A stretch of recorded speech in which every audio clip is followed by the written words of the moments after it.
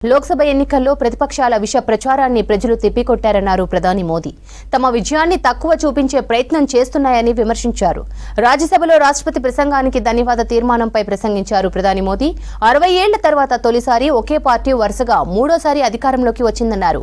గత 10 ఏళ్లలో కొంతే జరిగిందని, అసలు సినిమా ముందుందన్నారు ప్రధాని మోదీ. వచ్చే 5 ఏళ్లలో కీలక నిర్ణయాలు ఉంటాయన్నారు. తన సమాధానం వినలేకే ప్రతిపక్షాలు పారిపోయాయని విమర్శించారు ప్రధాని మోదీ. कैसे छाया कर दी जाए, कैसे उसको ब्लैकआउट किया जाए, इसकी कोशिश हुई। लेकिन मैं पिछले 2 दिन से देख रहा हूं कि आखिर तक पराजय भी स्वीकार हो रहा है और दबे मन से, कम मन से विजय भी स्वीकार हो रहा है।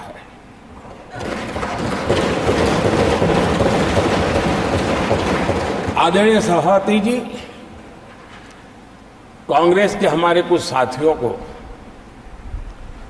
मैं हृदय से धन्यवाद करना चाहता हूं,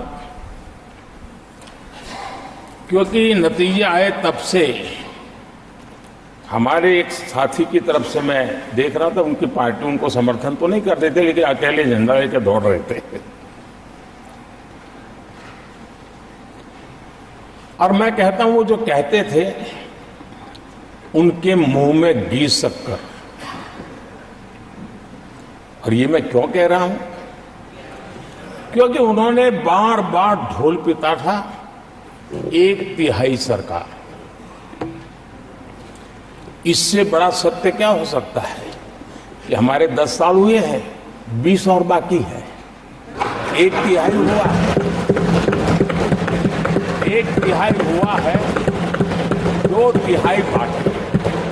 और इसलिए उनकी इस भविष्यवाणी को लिए मैं उनके मुंह में घी सकता।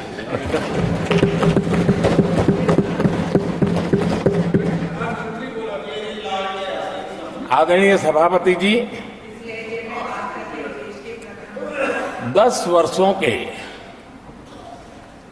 अखंड, एकनिष्ठ, अविरत सेवा भाव से किए हुए कार्य को देश की जनता ने जी भर करके समर्थन दिया है। देश की जनता ने आशीर्वाद दिए हैं। आदरणीय सभापति जी, इस चुनाव में देशवासियों की विवेक बुद्धि पर गर्व होता है, क्योंकि उन्होंने प्रोपेगेंडा को परास्त कर दिया है।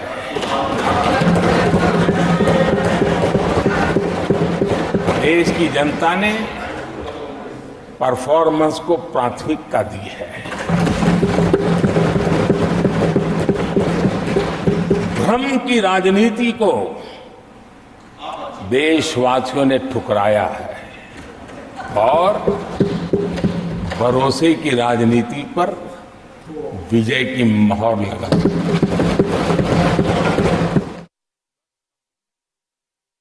इतना हल्ला मचाया था।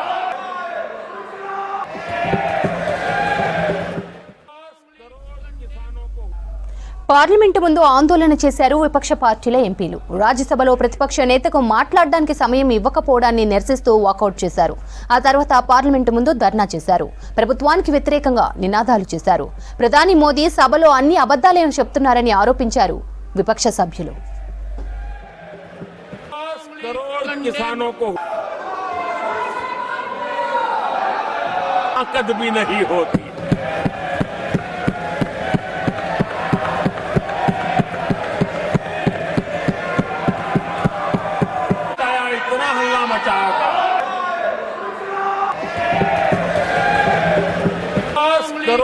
किसानों को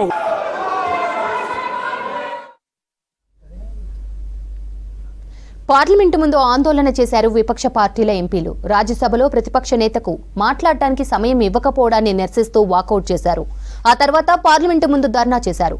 ప్రభుత్వానికి వ్యతిరేకంగా నినాదాలు చేశారు. ప్రధాని మోదీ సభలో అన్ని అబద్ధాలే చెప్తున్నారని ఆరోపించారు విపక్ష సభ్యులు. ताकत भी नहीं होती।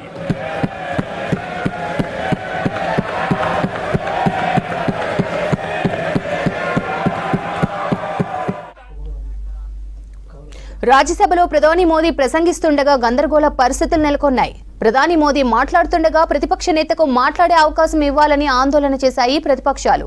వారి ఆందోళన మధ్యే ప్రధాని మోదీ స్పీచ్ కొనసాగించడంతో సభ నుంచి వాకౌట్ చేశారు విపక్ష పార్టీల ఎంపీలు.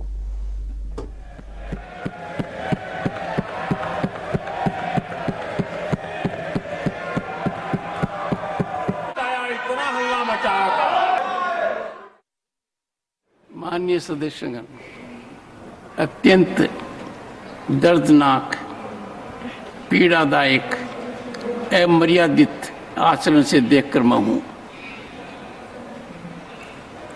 शासन तीसरे निरंतर लगातार काल में है। 6 दशक के बाद मैंने चर्चा की और मैंने अनुरोध किया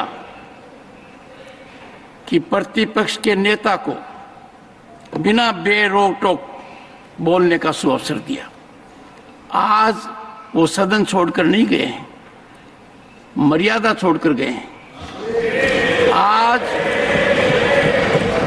उन्होंने मुझे पीठ नहीं दिखाई है, भारत के संविधान को पीठ दिखाई है। आज उन्होंने मेरा अनादर और आपका अनादर नहीं किया है, उस शपथ का अनादर किया है जो संविधान के तहत ली है। भारत के संविधान की इससे बड़ी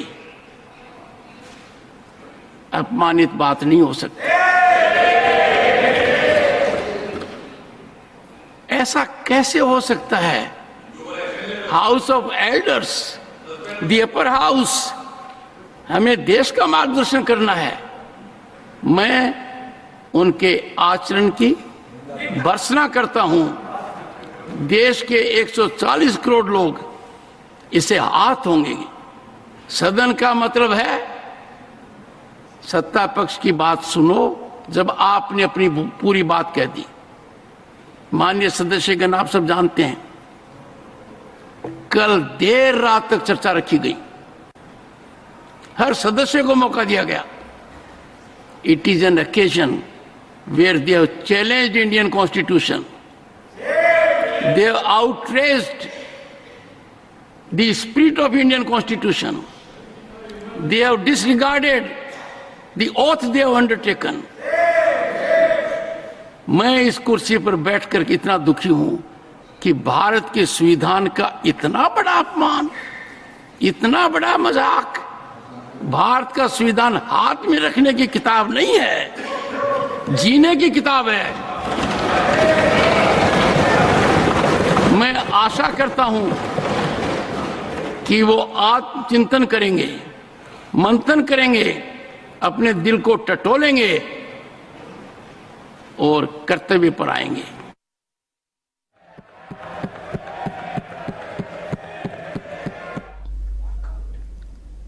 ప్రతిపక్షాల తీరుపై అసంతృప్తి వ్యక్తం చేశారు రాజ్యసభ చైర్మన్ ధన్ఖడ్.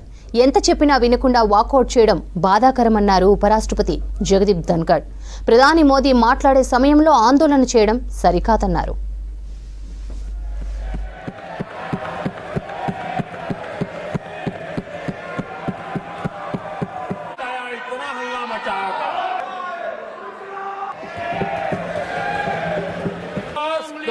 किसानों को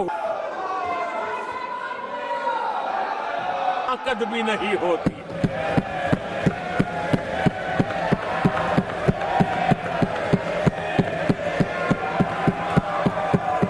इतना हल्ला मचाया था,